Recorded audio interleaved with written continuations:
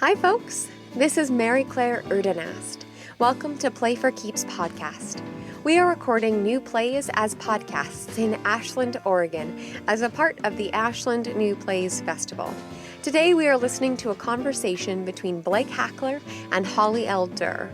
Blake Hackler is an actor, teacher, director, and playwright.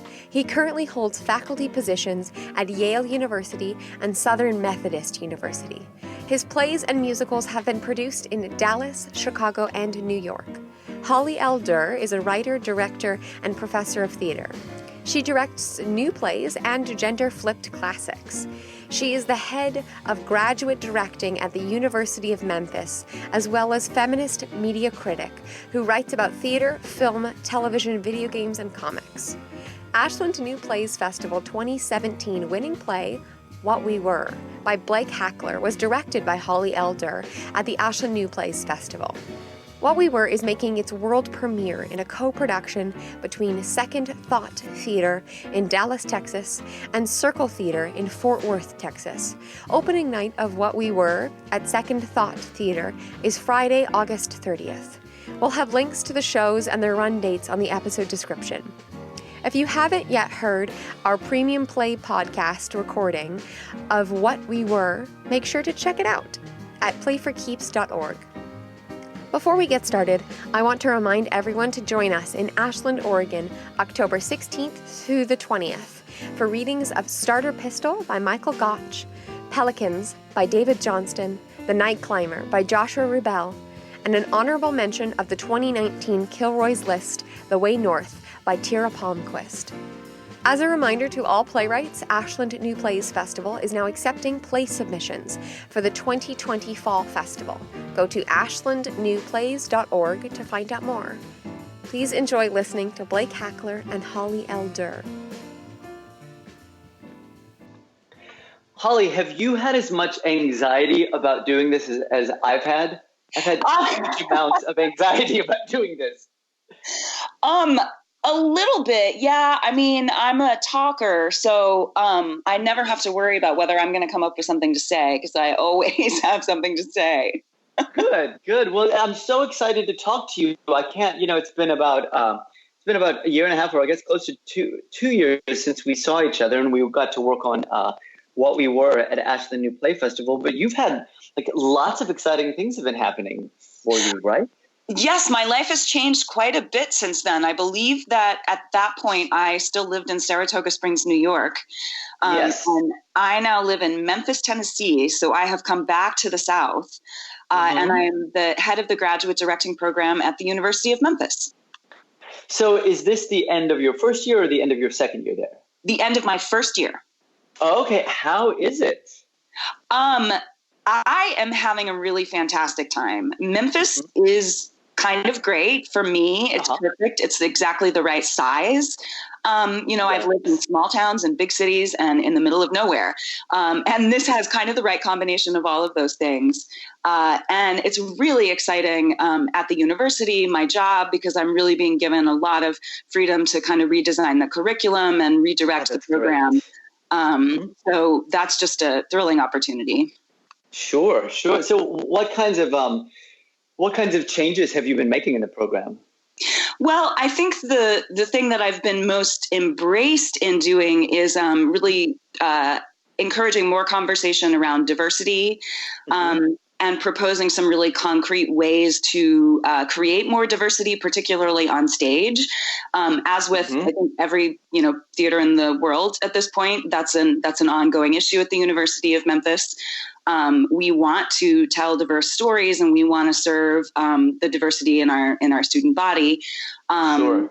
And so I'm starting next year. I'm also going to be the artistic director of the theater of the season that we produce. So as part of that, I've changed the way that the students submit their proposals for directing, so that they have to talk and think about issues of race and gender and representation, even before they've started to cast the play.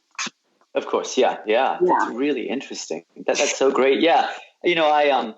I teach at a university too, and that's certainly a conversation we've been having. I think we brought in a group that I know did a lot of work at Oregon Shakespeare Festival, a group called Arts Equity. Yes. That's a big difference between your school and mine, because we wanted to bring them in and then we found out how much they cost. They are not cheap. Yes, they are not cheap. But we had, we had been, there's been I teach at SMU in Dallas, right. Texas. I remember. Yeah. And it's it's a great school. I love it so much. And the theater school is, we have a really diverse and exciting student body. But one of the challenges for us is that SMU is a traditionally sort of white, rich, upper middle class school, And so when we're bringing in these diverse student bodies, they're being brought into a sea of whiteness. Yes. And into a faculty that is majority white as well. And so, we really needed to start proactively dealing with this. And so we brought in Arts Equity to do a faculty workshop. And next year, they're going to come back and do a workshop with our students, a 4-day workshop with our students. And great. I'm so jealous. And it was really exciting, really bracing. Really, they were incredible in terms of their straight talk. We just sort of went right for it and right into it. Yeah. And so I hope a lot of really exciting things and, a lot of really difficult things are going to come from it. It's not comfortable to sort of institute that kind of change, but it's absolutely necessary. And one of the things that Carmen Morgan said to us right as she started and sort of set the tone for the day, but I appreciated it so much, is she said, these kinds of changes that are coming and these kinds of talks that you are going to have and that you have to have, you either have them now or you won't exist in 20 years. Right. And I thought that was so great. I think that's exactly right. I think either we have to make it happen now or we will cease to exist, at least in terms of relevance. Right. And yeah. I totally agree. And I really, really appreciate you bringing in experts on that. I think it's so important, even though it does cost money, because to have that conversation amongst your own community without kind of an expert coming in and giving you language and giving you ways to have the conversation, we just kind of wander around in the dark sometimes, I think. Yes, because despite our best intentions and despite our willingness to sort of institute this kind of change, yes, we don't have the tools. And I think for a room full of theater makers / academics, that can be hard to admit. But it's important to admit, oh, yes, we want to make this happen, and we do not have the tools by ourselves to make this happen. We need some guidance. Yeah. So you admitted your first class. What was that like? Recruiting? It was actually totally surreal. I kept trying to remember things about when I went to grad school, which has now been so many years ago that I don't quite remember, the details of it. And so it was kind of amazing to be the person actually reading the applications, and like a couple of students did their research and mentioned me as the person they wanted to study with. And it was a really profound, like, oh my God, I have so much responsibility for these people and for their careers. And I really had to challenge myself to not just look for directors who looked exactly like me. I really became aware of how easy that would be to do, how easy it would be to evaluate them based on, does their resume look like mine did at that point in my life? And I kept having to tell myself, like, there are a lot of other ways that people can get to this point of going to grad school, and a lot of other ways that their qualifications could be made visible, and just like keep my eyes open to that. Absolutely. Yeah. I have to be aware of my privilege a lot. I was born into an upper middle class family, and I went to really good schools, and I just kind of had great opportunities. You know, I've experienced a fair amount of oppression as a woman, but otherwise I've had really significant opportunities, and so I'm trying to learn how to sort of look behind that for other signs of what might make a person, qualified to be a professional director.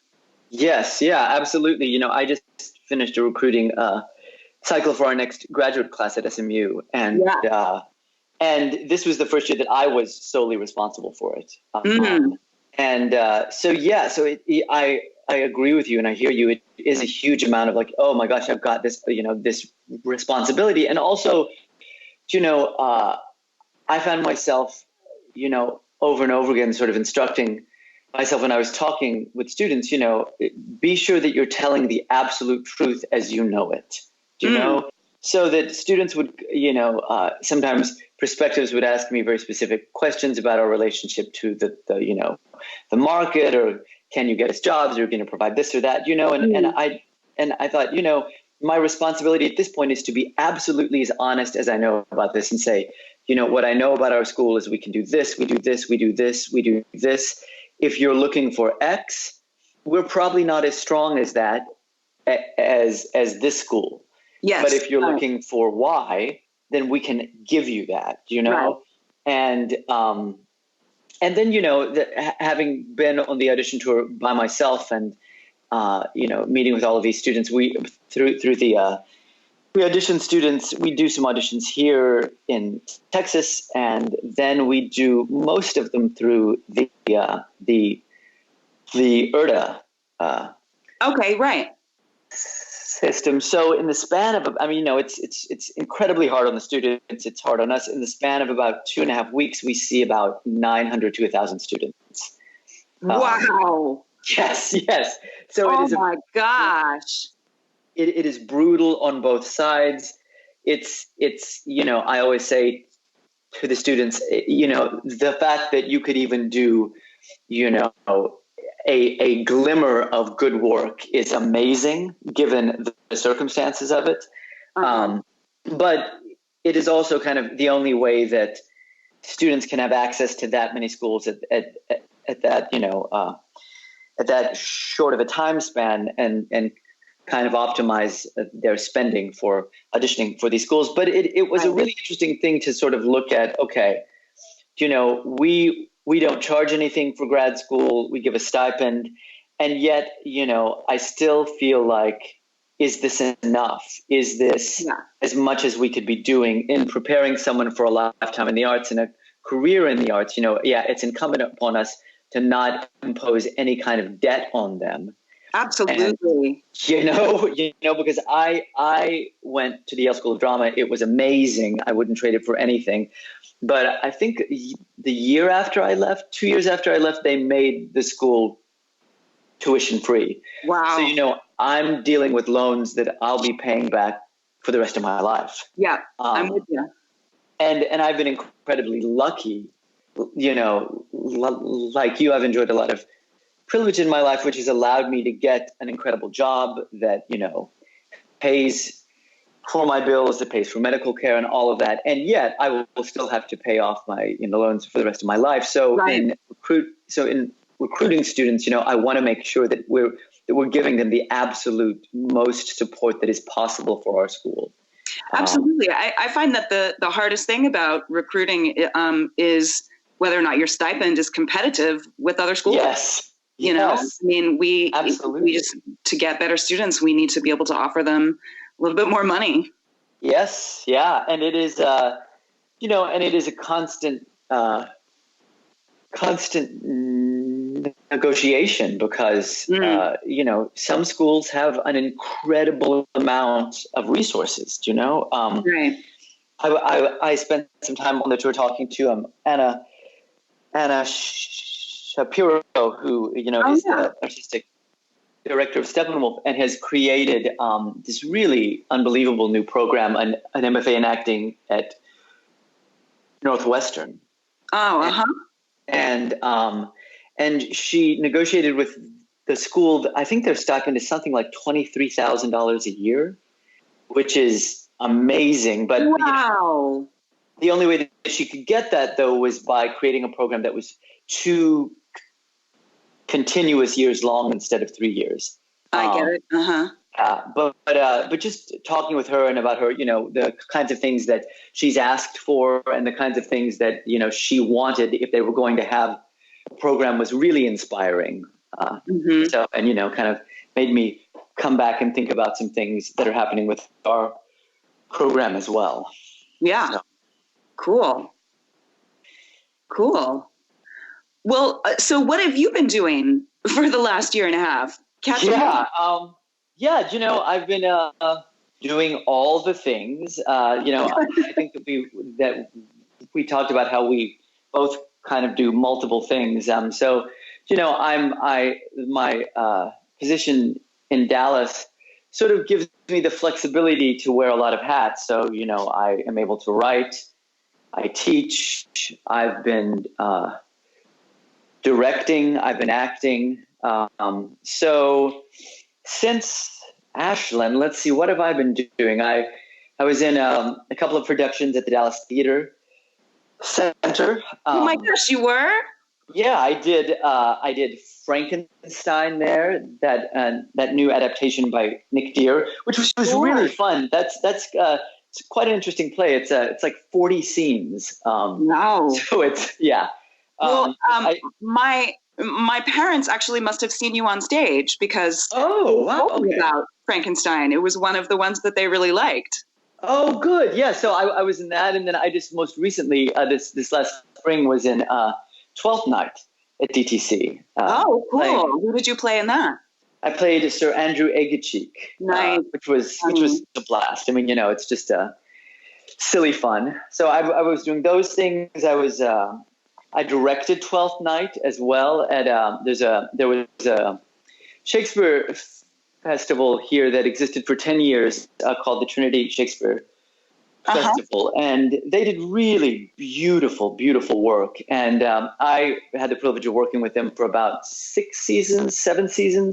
So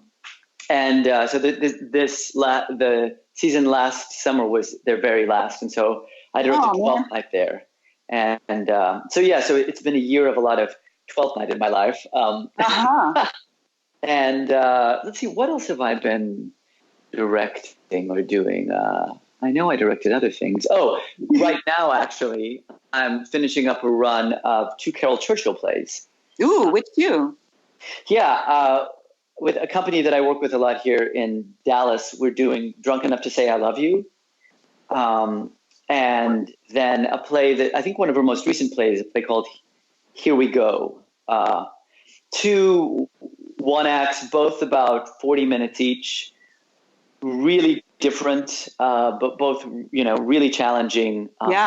Just such a fascinating and incredible writer. It's sort of mind-blowing. And, her career just has never slowed down, and she as a writer has never slowed down. She's so prolific.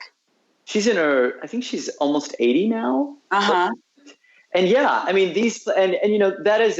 that's actually something that we've talked about in talkbacks is that, for the majority of writers, whether it be, playwrights or novelists or musical theater, it does seem like there is sort of a threshold when they get into their 60s or so that there isn't much new work after that, or there isn't much new work of consequence. And yet she, like you said, has been able to continue to not only write, but write things that are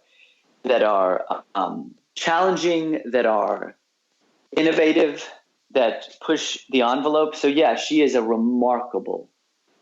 And these plays have been doing Drunk Enough to Say I Love You has been probably one of the most challenging things I've acted in years and years. I mean, it's really been like, oh yes, I've got to do all the work to make this happen, So it has been all of those things that I always tell my students to do.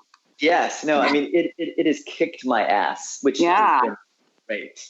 So that's so fun, though. Yeah. I think it's really fun to work on something really hard. Oh yeah, absolutely. Because it keeps you in shape. Yeah. And then in terms of writing, let's see. Last year, so we were in Ashland, October 2017, and so May, June of 2018, I had been commissioned to create my own sort of meditation on Ibsen's Enemy of the People. Oh, really? And, yeah. So I wrote that, and it was produced last year, May and June in Dallas. Oh, Blake, you have to send it to me. Oh yeah. I absolutely. It was interesting because when I was asked if I would do it, my first response, I'm a huge fan of Ibsen. Are you? Oh my gosh, we have to talk about Ibsen. Yes, yeah, we do. But I love his plays, and but Enemy of the People is my least favorite play of his. No way! It's my favorite one. Really? Okay. Well, it's the only one. It's the only one that I am remotely interested in even doing.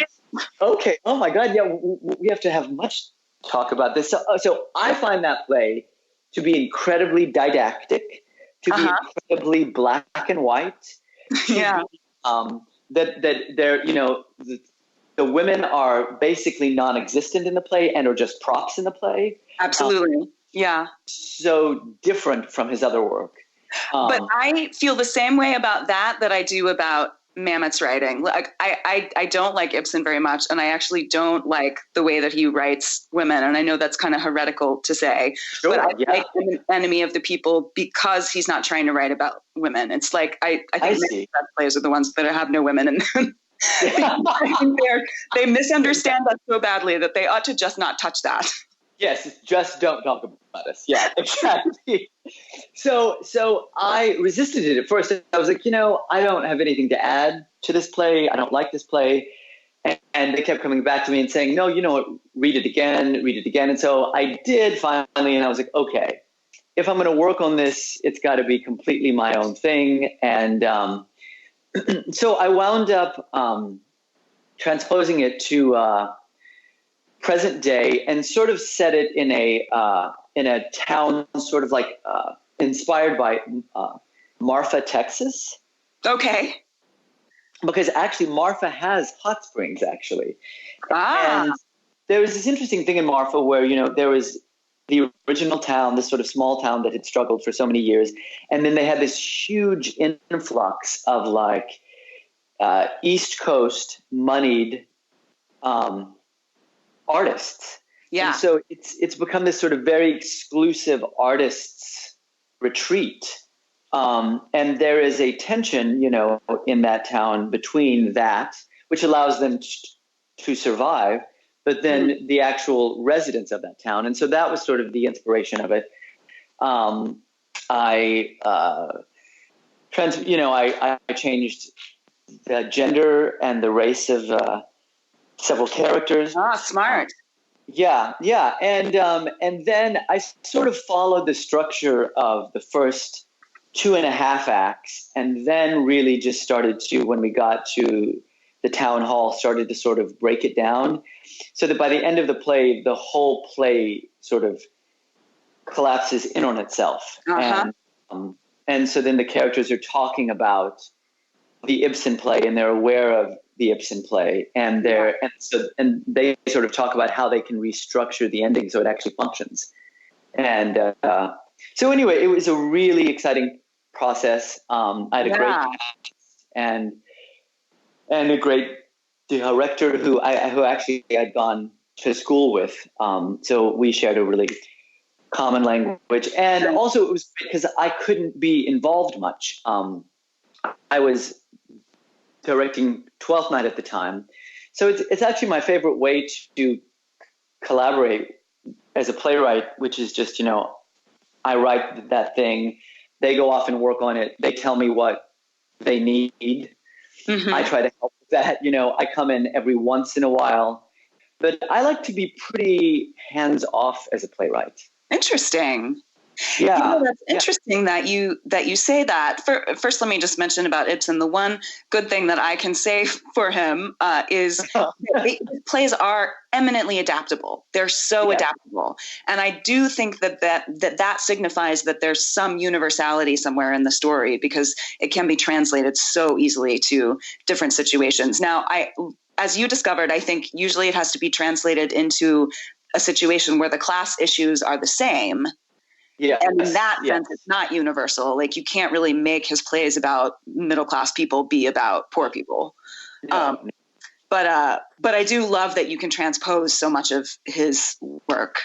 But it's funny that you say that about you as a playwright, because I was just remembering, in anticipation of this conversation, our work on What We Were. Yes. And you did such beautiful fine-tuning, word by word, and even punctuation by punctuation. I felt like you were very involved in that as a writer. Oh, yes. I mean, I love doing that kind of work, and but I guess what I mean is that I like to have a very light presence in the room. Like, I feel like once I've written it, and if I trust the people who are working on it, and it's certainly the moment that I met you in the cast, I was like, okay, yes, these people know exactly what they're doing on this, and I could feel, that you really had a passion for the play. So I really like to sort of be like, great, it's your project now. I'm here to support and to help in any way and to answer any questions. But, I think, when a play goes into production, that eventually the actors and the director probably know a lot more, or maybe not more, but a lot of different things than I can as the playwright, And so I want to trust that. I want to honor that. I am always interested in, of course, writing. I have a vision of how the play should function in my head. But I'm always excited to see that vision versus what's actually happening on stage. Sure. And if it's not going, like how I intended it to, is that okay? And if it's not okay, then that's my failing for not structuring it in such a way on the page that's clear to the people who are working on it. Yeah. I think also that I want to leave, because I'm an actor and because I have such a deep love for actors, I want to leave a lot of space in my scripts for actors to create their own relationship and their own moments, and sort of to author their own experience in the play. That is very wise and very humble. I love it. Well, and it's interesting that we're talking about Ibsen, because when I teach acting, when we explore in the graduate program Ibsen and Chekhov, I use those two playwrights in specific ways, because in Ibsen there is not much space for an actor to actually, it is a very tight structure. Yeah. And so it is event. And so an actor has to learn how to negotiate that. But then when we work on Chekhov, there's an incredible amount of space. And I'm in no way comparing myself to Chekhov. Yeah. But there's an incredible amount of space for the actor to engage. Yes. And to create a kind of life in that. And it's a different kind of challenge. And so in my aspiration is to create plays that are spaces like that. Sure. So, yeah. Well, I'm not afraid to compare you to Chekhov. I definitely can see a similarity there. There is an incredible specificity to Chekhov, but in the specificity, it opens up so many possibilities. There is just openness in that text for interpretation and to sort of bring yourself to it. And things like Ibsen, like you were saying, I mean, it comes down to Ibsen even writes the dialogue in like these well-structured, complete sentences. Yes. Great.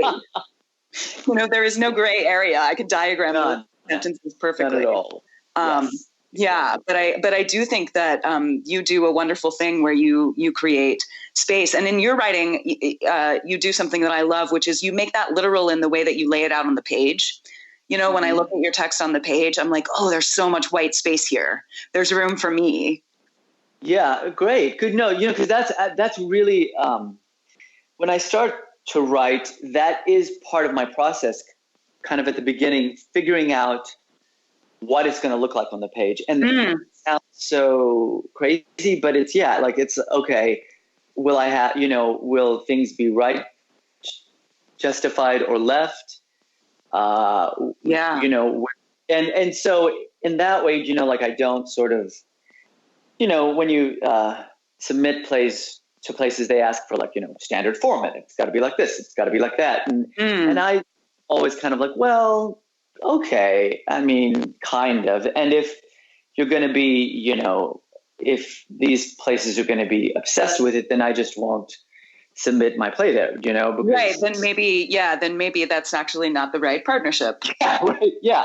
Because it is, because I think that is the physical object of that play, and how it appears on the page is one of the first things that someone else is going to respond to. Yeah. And, especially for a play like what we were, I want the first response to be, yes, that there is a lot of breath in that play. Mm-hmm.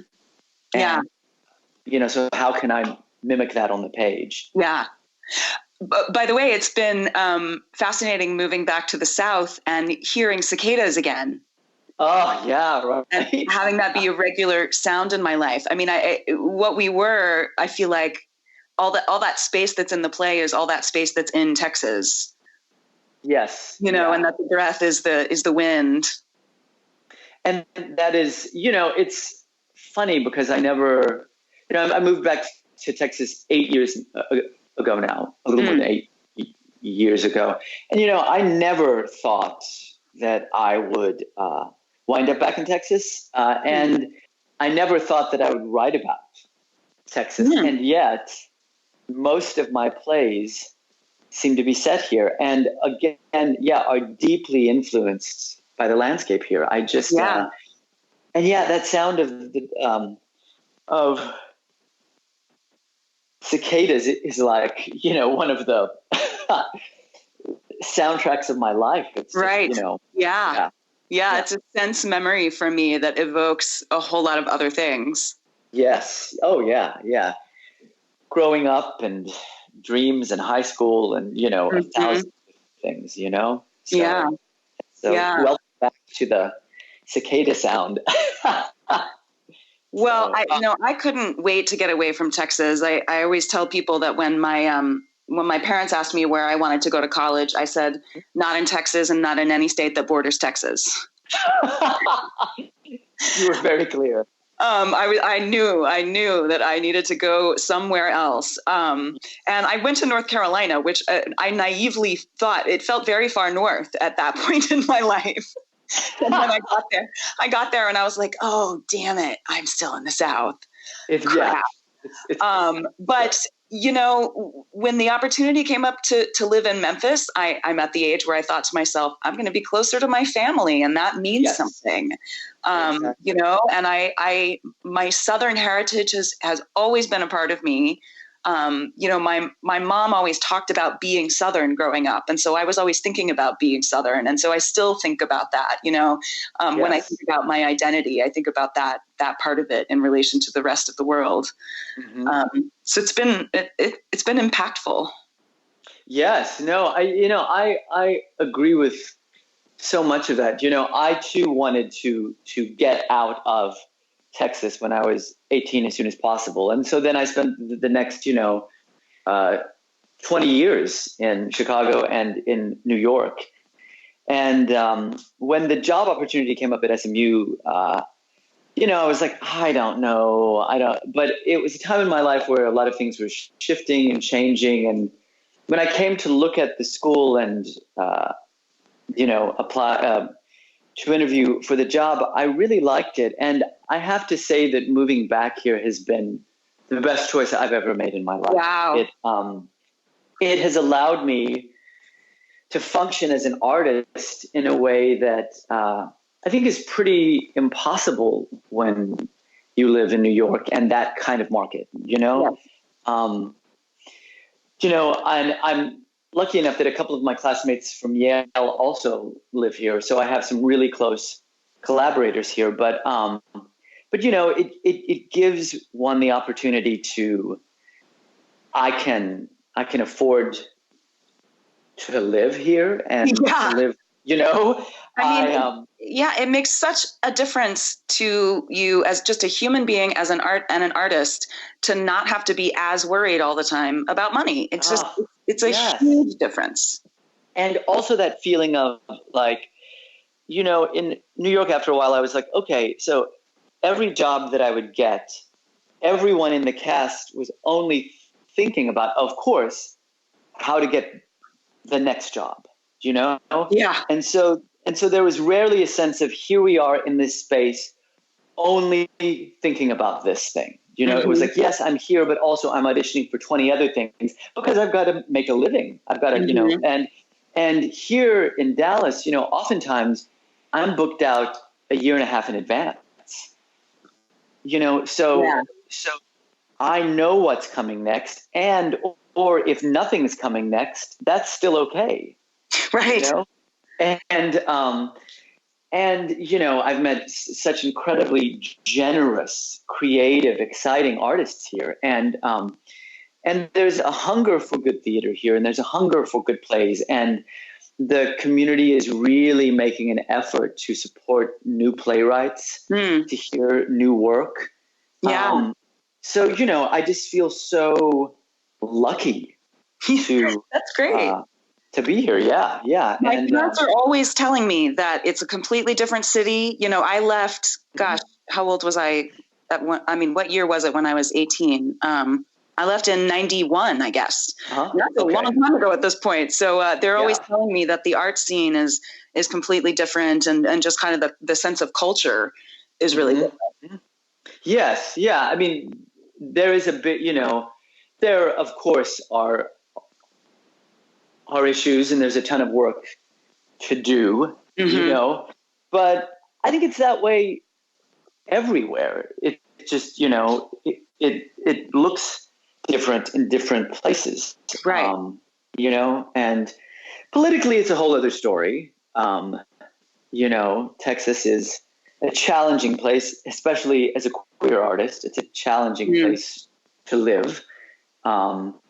But, you know, I'm a little insulated in Dallas because Dallas is a blue city. Yeah. But yeah, so that's a whole other story. But yeah. Well, I've gotten to a couple times in the last years direct new plays in Cincinnati, and I continue to like that theater community. Really? For being fairly affordable and diverse. And every town is affordable. I mean. So, but it's a really interesting experience. I go and direct at the No Theater, and they do a full season of new plays. They're all new plays, but the playwright, they don't have quite enough money for the playwright to actually be there for the rehearsal process. So it's a very interesting, you know, email relationship to have director to playwright, and for them to not be able to come in once a week and hear the words in the room. Sure. It is really interesting. But I love working at that theater and in that community.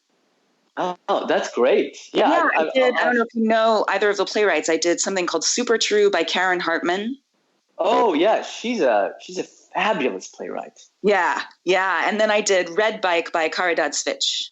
Oh, okay, yes, I know both of those. I know both of them, and actually, I've studied with Caridad. Oh, really? Yes, yeah. I studied with her online for a couple of years, and I learned so much from her. Oh, interesting. That's awesome. Yeah. Speaking of prolific, oh my God, she writes nonstop, and and I really appreciate about her too is that she's also always exploring, you know, what are the other possibilities of form? What what else can a play look like? Yes. She's very restless in that way, in the best possible sense. Absolutely. And writing plays, it seems like more and more what I find interesting about her plays, she's writing plays that are sort of open fields, which they are in terms of how they can be cast, right? In terms of gender makeup, in terms of race and diversity. That they are plays that are open to everyone and can be interpreted in so many ways, which I find really exciting. I do too. She's the first playwright I've ever worked with who specifically creates characters who are theys, that they're only ever referred to as they. Interesting. Yeah. And so it's open for you as the director in terms of casting. It's open for the actor in terms of creating character. And then occasionally she will specify someone is male or a female, or man or woman. But particularly in Red Bike, all of the minor characters in that who come up are almost all are referred to as they. And it creates a world in which gender functions differently. Yes. And sometimes doesn't even function in a way. Like, you know what I mean? Yes. He takes away a lot of the things about gender that keep us trapped and overly defined. You mentioned the word landscape before in relation to your writing, and I think Kari Dodd also creates these landscapes, through the language and these places where you can there is space again for interpretation and for the other artists to find themselves in it.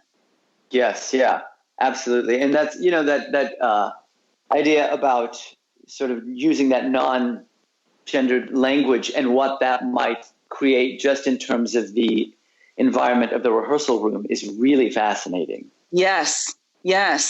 I do a lot of gender flipping when I'm doing classic plays. And one of the things that always fascinates me that happens in the rehearsal room is I will get confused about which pronoun, especially if it's a woman playing a male character. I will say he, or I'll go back and forth between she and he in the course of the rehearsal process. And to the extent that ultimately it's kind of irrelevant. Yes. It becomes both, or it becomes and or. And that's really fascinating to make our brains do that. Yes, absolutely.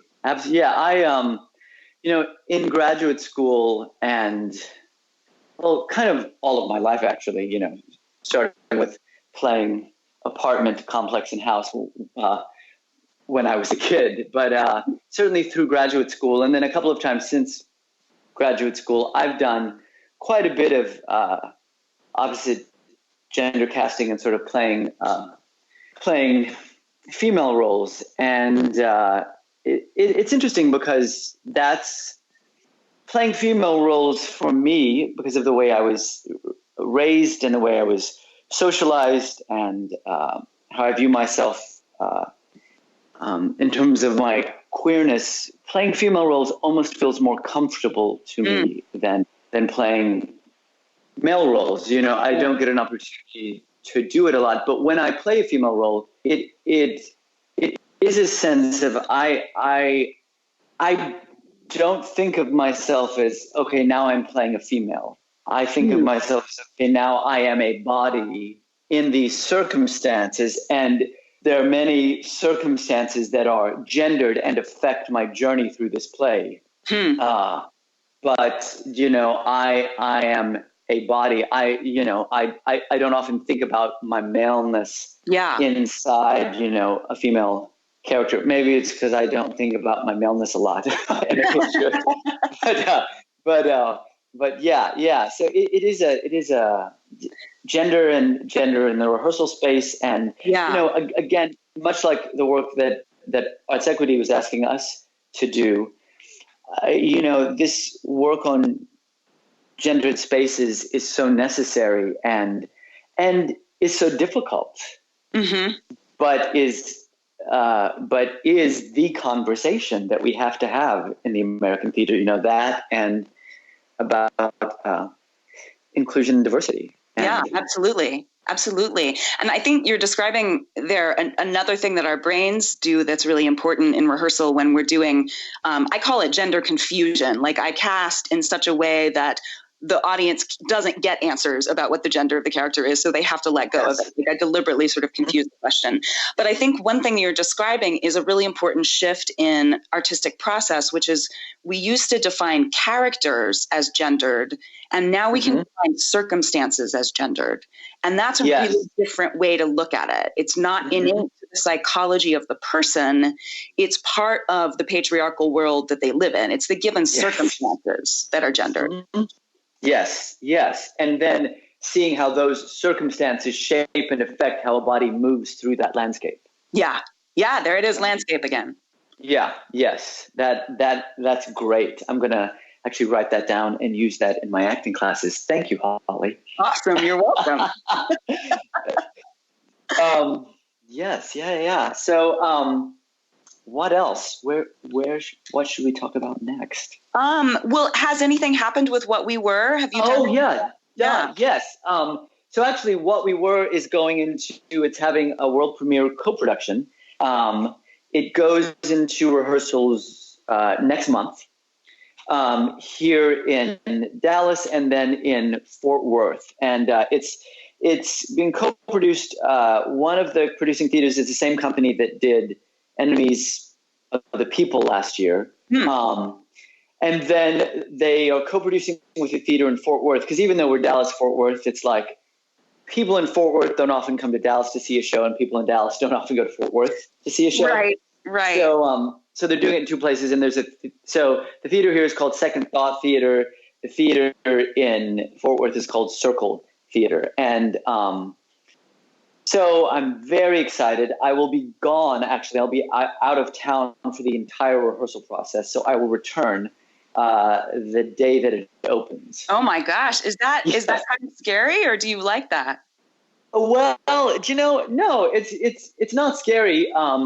I wish I was going to be more on hand, to be of help if I could, but I certainly trust everyone involved. I've had a lot of meetings with the director, and she's wonderful and incredibly smart, and I think understands the play deeply. I know all the actors in it, and so I trust them. So, I feel very comfortable. Great. And then, we'll just be excited to sort of show up and see how it goes. And one of the really cool things is that, because Ashland New Plays Festival has started this new project called Play4Keeps, where they record plays. What We Were was, I think it was the first play that they recorded, or maybe it was. Oh, okay. Yeah, but it was one of the very first plays that they recorded. And so I've been able to sort of, say to the people in the cast, and, if you want to hear this play, you can go to the website. You can, pay a very, very minimal fee and be able to sort of listen to the whole play. And, some actors really like that, some don't. I've also shared that with the theaters that are doing it, because they have some donors who really love to hear and or read a play prior to it being done. So share that information with them so that their donors can, check that website out. And so that new project that Ashland has initiated has been, a real help in terms of outreach for this play. It sounds like it. Yeah. What a great idea. Yeah. How smart. Yeah, no, absolutely. And so, I'm really excited about seeing it done. And I make sure that you send me some good production photos, because I'm really curious about, you do things in that play with space and time that then need to be realized in the space and time of the performance. How do you take that landscape and then actually make it physical and concrete in the now time of the performance? And so I'm really curious to see how the directors solve that problem. Yeah. Yes, I absolutely will. Absolutely. And so what's coming up for you in the next few months? Besides school starting again. I'm going to go to Chapel Hill for a long weekend. I'm going to be on a panel about intersectional casting at the Women's Theater Festival conference in Raleigh. Okay. And that's really exciting to me because I went to undergrad at UNC Chapel Hill, so I get to kind of revisit my old stomping grounds and see some old friends while I'm there. And then I am going to what I'm calling Fight Camp. Lovingly Fight Camp. It's the Society of American Fight Directors, their annual big 3-week-long come and learn how to fake beat people up. That's great. So at the end of that time, I will be able to fake beat up anyone. I am really excited about it. I've worked with fight choreographers before as a director, and I've always wanted to have a little bit more specific understanding of the vocabulary, and even to be able to, choreograph some stuff on my own. So that I'm really excited to add that to my repertoire as a director. I think it also factors in to how to treat sex on stage, how careful that you need to be. And I'm really excited to be able to pass that skill on to my graduate directors as a really key part of their job, creating. Oh God, yes. That's so great. Yeah. That's really exciting. I had years of stage combat in school, and I am hopeless at it. I'm totally hopeless at it. The only thing I was good at was making victim sounds. I was a great victim. I fall really well. Yes, I cry really well, but I was terrible at beating folks up. But that sounds like a lot of fun, though. Actually. Yeah, I'm very excited. That's great. How about you? What's the rest of your summer look like? We close the Churchill shows on Saturday, and then Sunday I leave.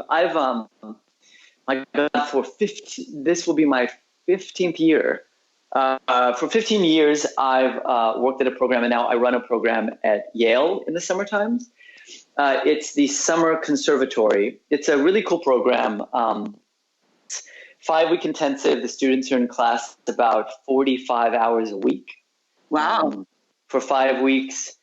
The faculty is all pulled from graduates from the School of Drama or current students in the School of Drama serve as TAs. So I'll be at Yale for 5 weeks doing that. Then I'm doing this Meisner training in the city. I've always been ambivalent about Meisner. Mostly because I think, speaking of patriarchy, I think it is a deeply patriarchal training. Absolutely. Where there's sort of like a big daddy who watches you and tells you if you're right or wrong. Yes, that's totally. I guess. Blake, I actually just wrote an article about this, so I can't wait to hear what you think of the Meisner training. I'll make sure that I send you the link, but I did research into exactly what you're talking about, the ways that Meisner and Strasberg was guilty of this too, and Kazan really turned their methodologies into this sort of patriarchal control system. Yes. Well, so I'm going into it with a lot of trepidation. I'm taking it because a couple of people who I know, who I really respect, have said that a teacher, a man named Larry Silverberg, is amazing and sort of addresses a lot of those things. So I think it's always good to sort of put myself back on the line in terms of training. So I'm looking forward to that. I'm looking forward to watching him teach because they speak so highly of him. I'm doing that. And then the last thing I'll do before I come back is I'm very excited. I'm going to this retreat called Still Right. It is a retreat I've heard about for years. There's these silent retreats that the playwright Eric N. runs. And they're like 8 days, 9 days long. They are completely silent. So you arrive the first day, you have a meal that evening, and you can talk, and then you go into silence, and there's no internet, there's no phones, and it's total silence for the next 7 days. Wow. And Eric leads workshops like in the morning. So he can talk, but no one else can. And you just write, and it's in the hill country in Texas. And some like amazing plays have come out of this. And also because I haven't actually written any plays. I haven't done any playwriting since last August. So when I go to the workshop, it'll be a year since I've put anything on the page in terms of plays. Oh, wow. Yeah, I'd sort of taken a self-imposed break. I was really tired. My mother was having a lot of health challenges, and so I was doing a lot of caring for her. And so I was like, you know what? You're allowed to take a break. So I just sort of, I was in the middle of 2 plays. I stopped both of them. So this will be a great way to sort of re-enter the writing world. And I am terrified of not being able to talk for 7 days. I think my head might explode. Yeah. But I think it will be. That sounds interesting. Yeah, very interesting. I'll have to deal with myself and only myself for 7 days. Which right. Yes, scary. That is scary. But listen, please send me the article on. Yeah, what I end up concluding is exactly what you just said, which is that when you do Meisner, you just need to be conscious of the ways that it can be used in a problematic way so that you're not doing that. Yes. I mean, because the whole pedagogic structure of an acting classroom is set up already to sort of put some of those things in place, so yes, always being mindful of yes, I am speaking, but I'm not, but you are not this is an opinion. This is perhaps, yes, uninformed opinion, but yeah, always being aware of the sort of inherent power dynamic in a classroom and not leading it into that sort of, deeply psychological, inappropriate space. We're simply not qualified as teachers and directors to do that. And I don't want that responsibility. Do you know? Right, exactly. It's enough responsibility having their education and careers in our hands. That's plenty. Exactly. Yes. So I don't want the added stuff. So yeah. Well, gosh, it's been such a pleasure to talk to you and catch up with you. Yeah, you too. It sounds great. It sounds like you've been super busy. You too. And if you come to Dallas to visit your parents, please reach out and we'll grab a cup of coffee or something. I will, absolutely. I may even send them to see some of your plays. Oh, please do. Yeah, absolutely. Thanks for listening. I hope you enjoyed listening to Blake Hackler and Holly L. Derr. Be sure to subscribe and tune in next week. Play4Keeps Podcast is produced by Ashland New Plays Festival and Play4Keeps. This podcast was produced by Andy Herndon. Art direction by Carr Quinn Lewis. Play4Keeps is directed by Jim Pagliasotti. Written content is edited by Carol Florian. Special thanks to Kyle Hayden, Jackie Apodaca, and Beth Kander. This is your host, Mary Claire Erdenast. Please visit us online at play4keeps.org. We're also on Facebook, Instagram, YouTube, and Twitter. Help us spread the word. Follow, like, share, and retweet. See you next time at Play4Keeps Podcast. Books are meant to be read. Plays are meant to be said.